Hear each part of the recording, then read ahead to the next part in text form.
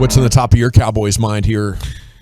Okay, so I'm looking at this McLaurin extension, and it's 3 years, $70 million. They say up to 71. That's basically just like if you make the Pro Bowl, you get $200,000. And so, if he makes the Pro Bowl 3 years in a row, that's why they round it up like that. But 3 years, $70 million, 34.6 guaranteed at signing, 53 guaranteed total.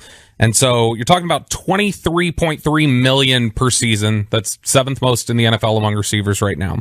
So I was comparing today while I was in there with Hagee. During one of the breaks, I was looking over some stuff.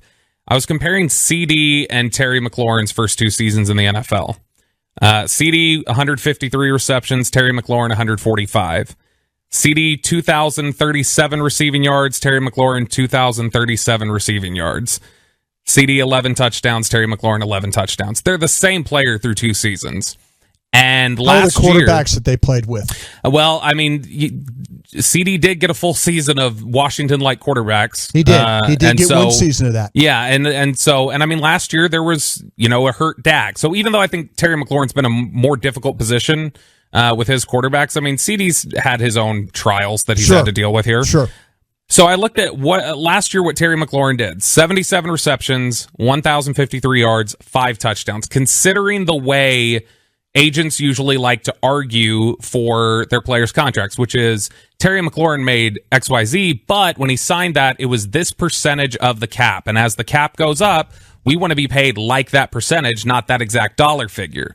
So if CeeDee Lamb puts up 77 receptions, 1,053 yards, and 5 touchdowns with the Cowboys this year as their number one receiver, his market should be around 4 years and $100 million, $25 million annually.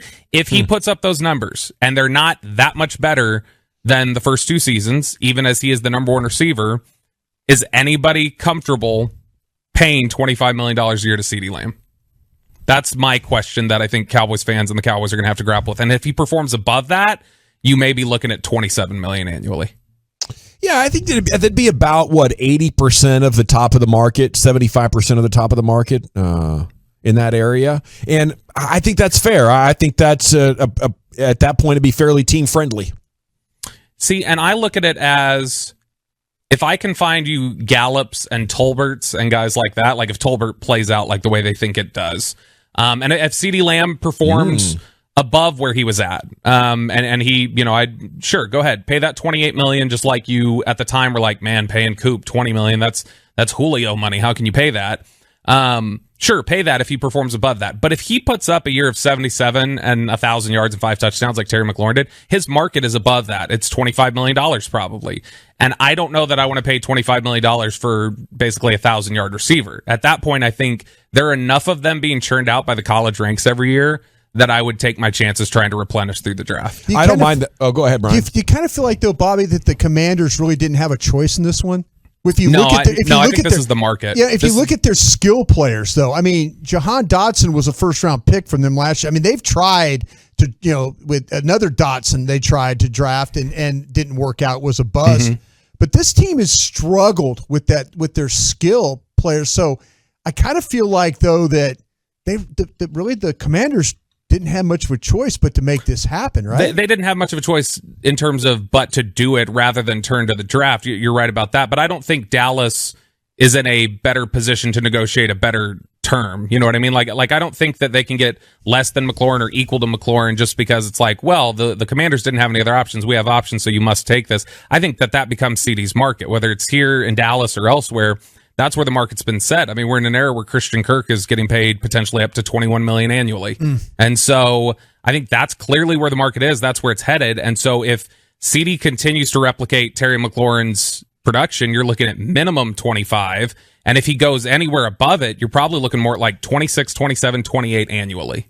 Yeah, it's a really interesting discussion, Bobby. There's a lot of layers to it. I do think CeeDee Lamb belongs in the conversation with the best wide receivers in the game. So top 20 for sure. So I would go ahead and pay him if I was looking at that. But the other way of looking at it is there's not a strong correlation between paying the top wide receivers and getting the best offense or winning the Super Bowls. Mm-hmm. So I think there's a pretty good strategy. There's definitely an advantage to be harvested if you do believe in the college football player. If you believe in your ability to find the right ones and plug them in there. Yeah, and look, I mean, the Cowboys, they found Michael Gallup, but it wasn't just Michael Gallup. I mean, they found Cedric Wilson, who turned into a pretty good NFL receiver. And if they're right about Jalen Tolbert, that's going to be another pretty good receiver. And I think you look over, not just with the Cowboys, you look across the league, teams are finding really good, capable receivers here in the second, third, fourth round.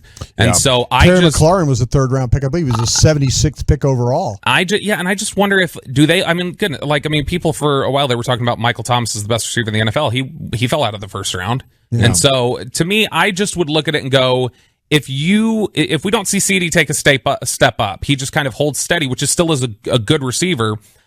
I don't know if that's $25 million. Is $25 million just for basically kind of level play over 3 years?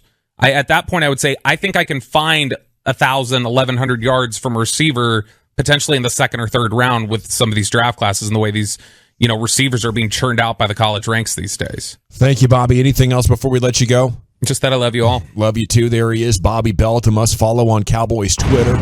The other thing, the position in general, the percentage of the salary cap that the top guys are getting is growing really, really quickly. Yeah.